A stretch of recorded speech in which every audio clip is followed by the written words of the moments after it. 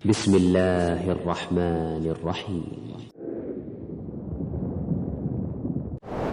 الحمد لله وحده والصلاة والسلام على من لا نبي بعده رب اشرح لي صدري ويسر لي أمري واحلل عقدة من لساني يفقهوا قولي ثم ما بعد السلام عليكم ورحمة الله وبركاته. Сабағыбызды улантабыз. 8-ші қадам, 2-ші бөлігі күнния туралы. Күнния деген эмне? Шариатта күнния деген бұл тергеп қойған аты. Мындайча айтканда баланчанын атасы, баланчанын энеси деп. Шариатта күнния эки максатта коюлат. Биринчи максатта бар балдарын атына коюлат. Мисалы, эгерде анын баласы Усман болсо, Абу Усман. Эгерде анын кызы Аиша болсо, Абу Аиша.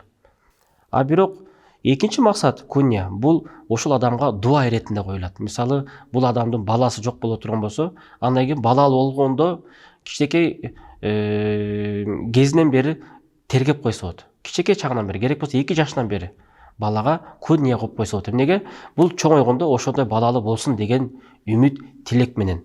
Андан кийин эгерде ошол бала мен баламдын атын Умар коет элем десе, анда Абу Умар деп кичинекей чагынан бери тергеп койсо, Аллах Таала буну дуа катары кабыл кылып, иншаалла Аллах Таала буга Умар деген баланы берет. Эми күнния тууралуу мындай бир кеп курсак. Бул Абу Умейр, мындайча айтканда, бир жаш бала бар эле, сахаби. Тагыр айтканда, бул 2 жашында кичинекей бала, 2 жашында пайгамбар алейхиссалату вассалам буга күнния коюп койгон. Абу Умейр деп. Умейрдин атасы. Колуна бул бала бир канаттууну кармап алган болот. Ал канаттуу, ал өлүп калган болот. Андан кийин ал ошону кармап алып туруп, ыйлап турган кезинде пайгамбар алейхиссалату вассалам айткан экен: "Я Аба Умейр, ма фа'ала ан-нугайр".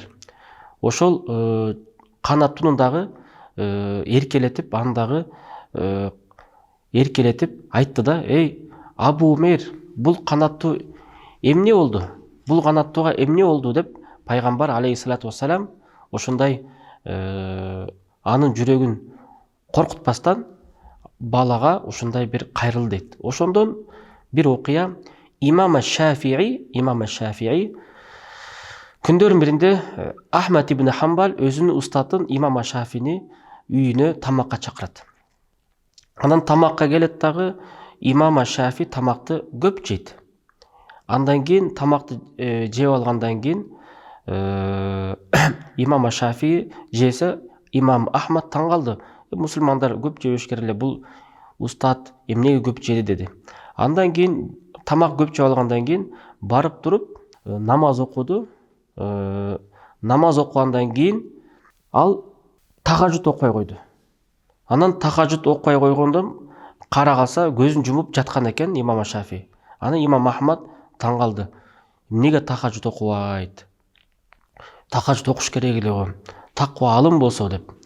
Анан кийин багымдат казан айткандан кийин турар менен эле барып кол көтөрүп намаз окуп имамчылыкка чыгып кетти. Аны Имам Ахмад үчүнчү бир шектенүүсү: "Дарат албай эле, уктап эле, туруп эле дарат алып эле намаз окуйбу" деди. Аны ошентип окуп бүткөн соң Имам Ахмад сурайт экен устатынан: "О устат, о Имам Шафи, эмнеге сиз ошентип көп жедиңиз?" дегенде айткан экен: "Бул жерде таква адам сенсиң. Ошон үчүн сен тамагыңды көп жеп алдым, мен мага шыпа болсун" деп. Анткени дагы канча күн, канча эме мен жебей калышым мүмкүн тамак деген экен. Анткени момундардын тамагында шыпа деген хадис бар пайгамбардын. Экинчиден, сен тахажжуд окусаң, сен өзүң үчүн гана пайда бересиң. А мен болсо тахажжуд окубай, бул пайгамбардын, бул Муслим Бухариде хадисинде пайгамбар жанакындай кичинекей балага кайрылып, чымчыгын канаттууну колунда кармалып ыйлап турган балага пайгамбар кайрылып: "Я Аба Умейр, ма фа'ала нугайр" деген ошол сөзүн ойлонуп, буда 50 маселе таптым дейт. Алардын бири пайгамбар алейхиссалату вассалам кичинекей балага күнния койду дейт. Экинчи бир пайдасы, кичинекей баланы коркутпай, колуңда эмне болду, эмне кылды деп пайгамбар андан сурап жаткандыгы. Үчүнчү пайдасы, пайгамбар алейхиссалату вассалам кичинекей балага кайрылып жаткандыгы. Демек, биз кичинекей баланы көп деле көзгө элеске албайбыз. Бул кичинекей бала деп ыйлап атса кыйкырба, ыйлаба, жөн отур деп коюшу мүмкүнбүз. Бирок пайгамбар алейхиссалату вассалам бул жерде хадисинде өтө чоң бир данышмандык бар экен.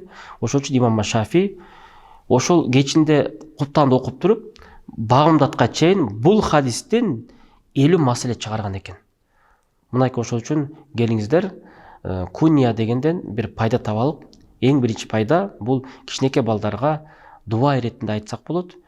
Экинчи пайда бул кунья койсок, ортодогу сый урматты кетирбейбиз. Мисалы, байке деп кайрыла бербей, аба деп кайрыла бербей, баланчанын атасы. О Абу Бакр, о Абу Умар, о Абу Ибрахим, Абу Исмаил деп бул адамдарга баланчанын атасы деп кайрылган бул өтө урмат сый. Анткени бизде деле кыргыздарда деле келиндер кичинекей балдарды дагы тергеп атап койчу. Неге? Тергегенде бул сый урматтын бир белгиси. Ошон үчүн келиңиздер, балдарыңар төрөлөр менен ат койгондон кийин керек болсо 2 жашында ага кунья коюп койсоңор болот. Баланчанын атасы деп. Аллах субхана ва тааля иншалла бул бала ошентип чоңоюп, кийин балалуу болуп, ошондой ат коюп калганга дагы сиздер дуа кылып себепкер болуп каласыздар. Ошол үчүн Аллах субхана ва тааля бизге балдарды тарбиялоодо кунья коюш бул сунна болуп эсептелинет. Жана бул сүннөттө өтө чоң бир береке бар. Анткени пайгамбар алейхиссалату вассаламдын калтырган сүннөтүндө баардык нерсесинде береке бар. Ошол үчүн ошол берекеден кур калбайлык. Ассаламу алейкум рахматуллахи баракату.